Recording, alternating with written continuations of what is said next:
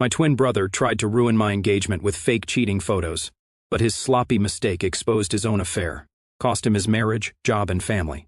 I, a 27 male, recently got engaged to my wonderful fiancée, a 26 female.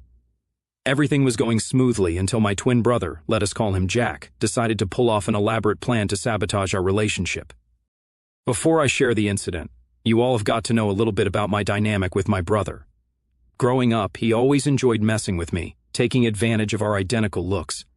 It was like a never-ending cycle of pranks with him, often crossing the line from harmless jokes to downright mean stuff. I have been through countless situations where he would play his tricks and then conveniently blame me for them. Being twins, he used our similarity to manipulate situations and put me in difficult spots. It has been annoying and unfair, to say the least. To protect myself from his antics, I decided to dye my hair. I thought maybe if we did not look exactly the same, he would stop his fake acts. But sadly, that did not stop him. He continued with his never-ending pranks, causing me more stress and problems. His behavior has caused our relationship to go so bad over the years. And you will not believe this, but here is the deal. My twin brother had this major crush on this girl back in the day, but she was not into him at all. Fast forward a few years and guess what? She and I ended up working together, and guess what else? We fell head over heels in love. Yeah, I know, crazy, right? The thing is, she genuinely fell for me because of who I am, while already turning down my brother who looks exactly like me. You can imagine how insanely jealous this made him, but here is the kicker. He is already married and yet he was jealous as hell. I mean, seriously, who does that? I had no clue that his jealousy was eating him up inside to the point where he would go all out to sabotage my relationship. It is just mind-blowing how he could stoop so low, especially when he was committed to someone else. It is like a messed-up soap opera. Discovering his true colors and looking at the lengths he would go to cause issues between us has broken any trust or love I had left for him, which was already like the bare minimum anyway. Back to the engagement day. During the engagement party, Jack created a scene where he showed fabricated pictures, supposedly showing me cheating on my fiancée. He went all out, showing these pictures to me in front of everyone, including our family and friends. It was a total shock and caused quite a problem. He was anything but subtle, putting the pictures in the slideshow instead of our pictures. Everyone looked confused and I was feeling uneasy and helpless. Normally, I was quick enough to find solutions to any problem, but I was at a loss for words back then. I did not even know how to explain this to people. I did not know how I was going to prove it to my fiancée. But something interesting happened right after that. Jack, in his overconfidence, or perhaps his stupidity, forgot to edit out a crucial detail in one of the pictures, a tattoo of himself. It was an epic blunder on his part, and it was my fiancée who was the first one to notice this. Talk about a major slip-up. I was not in the condition to look for a loophole, but my girlfriend did, meaning she still trusted me, and that meant everything to me. She quickly zoomed in on the picture and asked my brother if he had anything to say about this. As a result of his mistake, not only did my entire family see through the lie, but his own wife, let us call her Lisa, also caught him red-handed because, well, he was the one in the picture instead with another woman. Needless to say, Lisa was furious and hurt by his betrayal. She immediately decided to leave him. Right then, my brother hurried over to me, his voice low as he asked for an apology and begged for my help. Then, my brother leaned in once more, confessing that his marriage now was in trouble and I needed to help him out. But I remained silent, refusing to help him. His wife, standing nearby, was so done and it was clear. But he kept going, trying to explain how it was a joke through stupid excuses, trying to justify what he had done. But our mom, who had been observing the entire drama, reached her breaking point. Without warning, she silently walked towards him and suddenly slapped him hard. All of us were shocked, but also expected nothing less. Lisa told him that she would send over divorce papers, and now their marriage is on the rocks. Even our family wants nothing to do with Jack, after checking out his manipulative tricks. He tried very hard by going to each and every one, explaining how I already knew about everything, and now I am intentionally silent to frame him. But everyone was done with his lies, and I was not going to let him ruin my engagement party. There had already been a lot of drama, so I immediately called for security and had him thrown out. After that, I took the microphone and gave a short speech where I asked everyone to take a few minutes, after which we would resume the party. It is not every day that one gets engaged, and I did not want to remember this day as something so dramatic and weird. It was good to see that everyone else agreed with me, and soon we all were together trying to get back in a good mood. Although that was not entirely possible, everyone tried their best, and that meant something. As the night ended, I found a lot of texts from my brother blaming me for everything, including his marriage, which was going down the drain. Like any of it is my fault. Is there even any point in this? Why would I help him show people that it was a prank he wanted to sabotage my wedding? Update 1. Hey folks, I am back with an update on the ongoing drama. So, after the incident at the engagement party, my twin brother has gone into overdrive mode, desperately trying to reach out to everyone and speaking about me. Oh, and here is the thing. Nobody seems to really care about his whining and complaining. The truth speaks for itself, right? Meanwhile, his wife has made up her mind about the whole situation and is dead set on getting a divorce. Our family is totally on her side. They have seen through my brother's shenanigans and are supporting her all the way. It is refreshing to know that they are standing up for what is right. Now, let us talk about me and my fiancé. Despite all the chaos, things between us are actually getting pretty great. In fact, I would say we are closer than ever. We have become a rock-solid team going through this storm together. It is amazing how challenges can either make or break a relationship, and in our case, it has made us stronger. News of my brother's disgusting behavior has spread like wildfire in his workplace. Yep, his colleagues found out about the whole drama. He lost his job. Talk about karma hitting hard. I cannot say I'm surprised, as after his actions, it is quite obvious. But it is a significant result of his own doing that he will have to deal with. Of course, in true blame-shifting fashion, my brother has decided to point the finger at me. He is playing the victim card, trying to make it seem like everything is my fault. But honestly, it is all just a desperate attempt to save face and avoid taking responsibility for his actions. It is sort of what he does best. Update 2. So, remember how I mentioned my brother was filled with anger? Well, that anger has now reached a boiling point, and he is directing all of it straight at me. The dude has seriously lost his marbles. I mean, who goes to such extremes? Just yesterday, he took his craziness to a whole new level. I woke up to the sound of breaking glass and rushed downstairs to find him trying to break into my house. Not only did he manage to break a window in the process, but he was also loitering around like some kind of deranged stalker. I gave him a stern warning, letting him know that I was not messing around. If he did not back off and leave me alone, I was ready to call the cops. I was not bluffing. I made it clear that if it came to that, I would not hesitate to spill the beans about this whole picture incident that started this whole mess. So, that is that. Update 3. Hey everyone, it is time for some much-needed closure on this situation. I have some great news to share. My brother has finally given up on his relentless pursuit of causing chaos in our lives. Maybe he realized that his antics were getting him nowhere, or perhaps reality finally hit him square in the face. Whatever the reason, the important thing is that he has stopped bothering us. Turns out all that chaos took a toll on him, both emotionally and financially. He has hit rock bottom, folks. The guy is flat broke.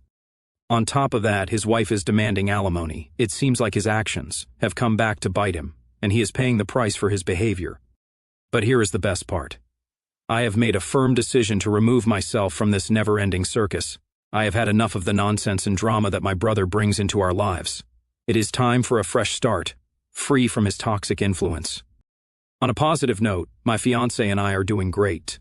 We are having an amazing time together, building a strong and loving relationship without the burden of my brother's drama bringing us down. We are moving forward, leaving all that negativity behind. Consider this as my last post. Bye. You are not the asshole. My dude, there is no way you should take the blame for your brother's twisted pranks and messed up behavior. It is messed up that he tried to sabotage your relationship by faking those pictures. Like, what was he thinking? But, hey, karma came knocking on his door real hard, man. Losing his job and his wife demanding alimony, that is what he gets for being a total jerk. You made the right call by removing yourself from that whole crazy situation. Nobody has time for that drama. Keep enjoying your time with your fiancé and leave your brother's nonsense in the rearview mirror. Stay true to yourself, bro. Oh my god, like, totally not the asshole, bro. Your brother is seriously messed up for trying to ruin your relationship with those fake pictures at your engagement party. What a low blow, right? Good riddance, I say. You are smart for removing yourself from that toxic mess. Do not let his drama bring you down. Focus on the good vibes with your fiancé and leave your brother's nonsense in the past. You deserve all the happiness in the world. Next story. I, a 20-year-old female, am a student in college and have two siblings. We will call them Mark, 23, and Chloe, 20. Mark has graduated college, and Chloe is my twin and is also in college at a different university. Relevant details. Prior to my parents getting divorced, my parents had made a college fund. Upon their divorce, I was a minor, so my dad took control of the college fund for me and my siblings. My dad claims to have donated significantly more than my mom to the college fund before they got divorced, but we are given no access to any of the information about the accounts. My dad has since gotten remarried and has 2 new kids, both under the age of 10. It is also relevant to note that my parents would not be financially burdened by the costs mentioned below. Currently, my dad is a smart guy, and when his parents died, he set aside a portion of his inheritance to fund my and my siblings' educations. My dad decided that he would disperse $5,000 to each of his children each quarter that they are in school for up to 12 quarters. Mark was given $5,000 each quarter over the course of 12 quarters, totaling $60,000. And Chloe is on a steady track to graduate in 12 quarters, which would also total $60,000. I am also in college and have the opportunity to graduate early as I had taken summer quarters and tested out of almost all of my general education classes. It is noteworthy that I paid for my summer quarters in order to get ahead so I could graduate early. Now that graduation is nearing, my dad has decided that the money that I am saving by not needing to take classes in my senior year could be reinvested into my 2 younger half-siblings' education, instead of helping with my current education costs, which as of now I simply cannot afford. But Chloe and Mark agree that the money that I am saving should be to help pay off some of my loans and help through my remaining quarters, as my college is slightly more expensive than theirs. But every time I bring this topic up to my dad, he gets upset, and I called him a prick. While I understand that his parents' money was to help his kids through college, it seems unfair to me that the effort and money I am putting into graduating early is resulting in my college fund being given away to my other younger siblings, while I could have slacked off and gotten the full amount. Too long, did not read. My siblings are receiving and are both getting the same amount of funding for college, but because I am graduating early, my dad is giving the money I saved away, despite my school being more expensive. My dad got upset about the topic, and I called him a prick. Edit 1. People have been asking if my total education costs $100,000.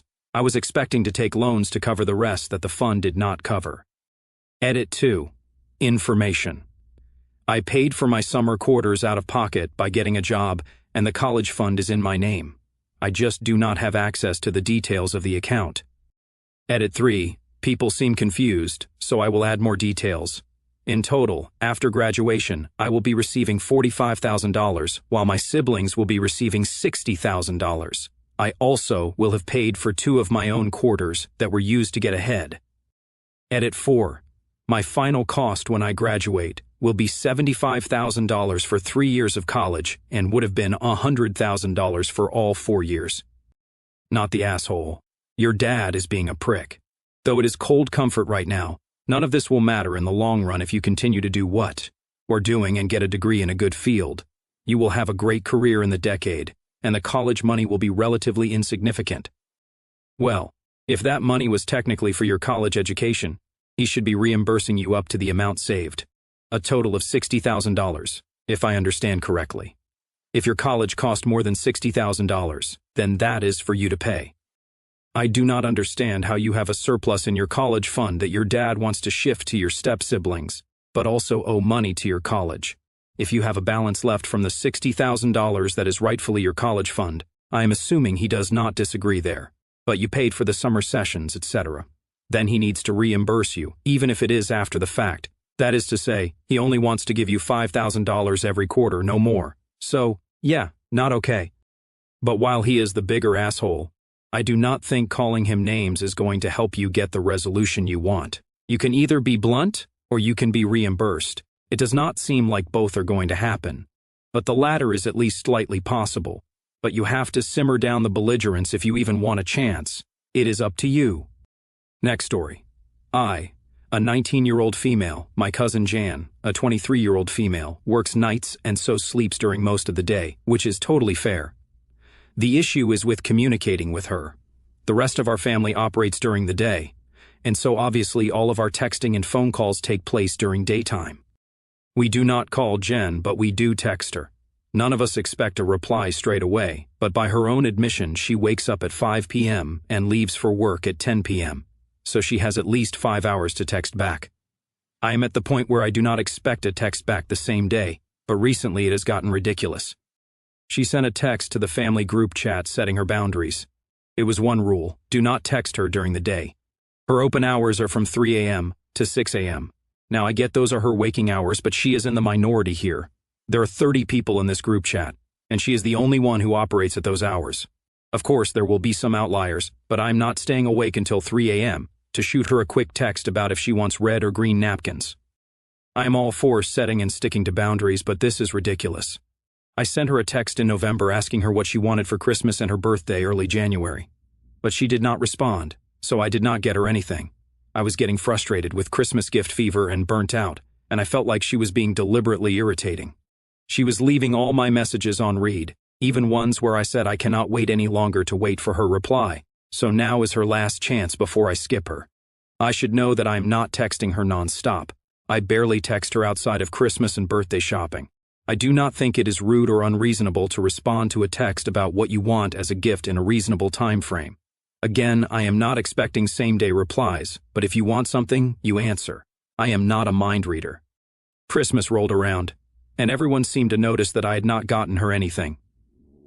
Jen seemed a little upset, but she did not tell me, so how would I know? I tried talking to her later about her birthday, but again she would not respond, so I did the same thing for her birthday. She simply sent me a link to an online shop, but no links to t-shirts she liked or anything. I asked her what she wanted, and no response. I did not get her anything. Her birthday was yesterday, and apparently she has been really upset. Her mom said I should have just gotten her what she asked for in ballpark sizes. Here is the thing. She did not send me the links to t-shirts. She sent me the links to whole websites with no indication of what t-shirts she wanted. I even text searched to check in case I missed it. I asked her what t-shirt she wanted, and she left me on read. I told my aunt this, but she said I needed to understand and respect her boundaries. I told her it is unreasonable to expect everyone to operate on her hours when her hours are not the norm, and that she is being a hypocrite because she also complains about Jen not responding. Am I the asshole? Not the asshole. It is really simple with text, because we can choose to respond at times within our allotted boundaries. You text her when it is good for you, and she responds when it is good for her. She is not responding just to be spiteful that you are crossing pretty unrealistic boundaries. I mean, if it is the text tones that bother her, do not disturb is a real option. My phone pretty much lives on that setting, and I check my phone when convenient for me. I think her issue is more control. Not the asshole. Everyone has boundaries, but hers are a little extreme. The halfway point would be, hey, I work nights, so just be aware that my chats are muted during the day. I will not see anything you message me. If I respond, it will probably be at X time, so if that is not convenient for you, mute the chat as well. This allows everyone to get uninterrupted sleep while still responding to messages. If she does not respond, you cannot accommodate her. That is on her. Ignore your aunt. Next story. My sister-in-law is getting married at the end of the month. My in-laws are paying for the wedding, and as a result, my mother-in-law thinks she has the right to dictate everything. She tried to pull this when my husband Seb and I got married, but we refused her money as we wanted to do what we wanted. All 3 of my daughters are part of the wedding. Mother-in-law did not want my eldest, a 12-year-old female, to be a part of the wedding as they are not Seb's children, but sister-in-law wanted them to be a part of the wedding. The girls are 12, 9, and 6. All 3 girls have very long hair. The 12-year-old female's hair reaches her knees as she rarely gets her hair cut, while the 9-year-old female and 6-year-old female have waist-length hair. Mother-in-law hates the fact they have long hair. She hates long hair and wants to get their hair cut to shoulder length, which she still thinks is too long but thinks it is a compromise. Both Seb and I have refused to consent to let her cut their hair as it is not something they want. They like having long hair. Mother-in-law is threatening to kick them out of the wedding party if we do not consent to the girls having their hair cut.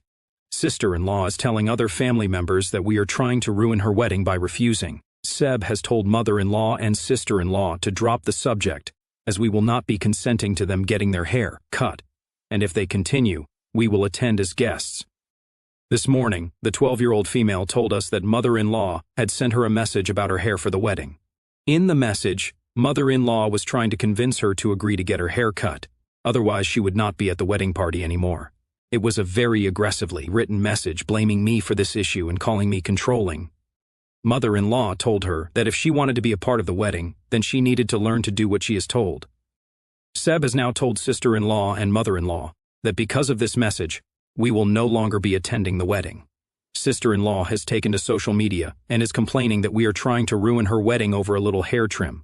We are going low contact with sister-in-law and mother-in-law to protect the children, as I really do feel this was a step too far for me. Am I the asshole for refusing to cut their hair? Not the asshole. They like their hair long, and it is their hair. If mother-in-law and sister-in-law cannot deal with it, that is their problem, not yours. Tell your kids that their feelings and choices about their own body matter more than the opinions of others, and that it is mother-in-law, not you, preventing them from being in the wedding. Not the asshole, and she needs to be blocked on your kids' devices until she can show she has improved her poor impulse control. No one gets to make those decisions but you and your kids. Jeez, is she jealous?